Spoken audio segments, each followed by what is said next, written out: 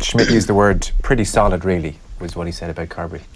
Yeah, I thought it was a debut he could probably look back on with, I suppose he'd be relatively pleased. My concern, it's an ongoing thing with Joey. I'm delighted he's got an opportunity at 10.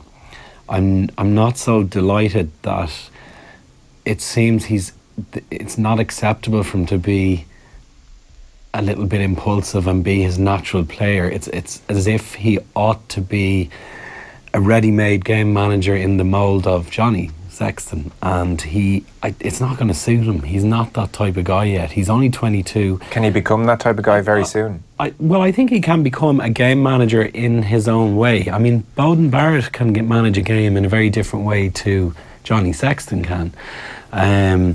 So I think Joey ultimately may learn to manage a game his way, and that can be by being a greater threat, maybe as a runner himself. He's obviously pretty strong in that area, but and does that type of management suit a Joe Schmidt side? Joe Schmidt not Irish at the moment, no. So it looks like Joe's going to try, I would imagine, to kind of cut the edges off him a bit and make him a bit more of a company man. And you know, but the thing I love about Joey is that there's not many rugby players out there who can do what he can do in terms of just innate ability.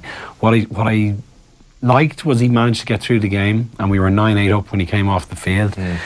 I would have loved to have seen him nail that kick, because that's what gives the boys up front, the likes of Woody climbing up off a ruck, seeing that, you know, tired, and seeing that penalty sail through, that's a key moment for him. But the thing I didn't like in the game was that he played away from the gain line.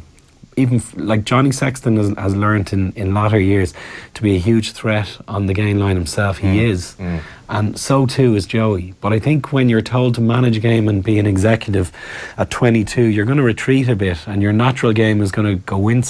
He kind of went into himself a bit, and he was no longer much of a threat. He actually was just a second scrum half at times, just feeding the ball to guys outside him. And his first, I remember clearly his first start for Leinster in a European game. He beat 11 defenders himself. But does this have anything to do with, well, okay, certainly there's the occasion, and it must go through his head. Absolutely. Okay, this is your first chance here, big deal, don't screw up whatever you do. Like a 7 out of 10 performance is just fine. And secondly, absolutely. I mean, it did seem like the Australians were rifling up at Ireland every time they had the ball. So was Joey almost retreating because of that as much as anything? Yeah, I think a little from column A and column B. He,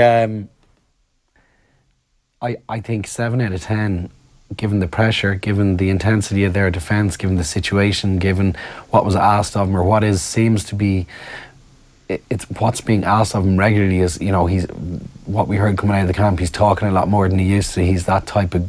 I'm not sure if he's that type of guy. Could he be a quiet and authoritative 10 by running the game? Perhaps he can be, but 7 out of 10 you're going to take every day of the week in that situation. I'm not being critical.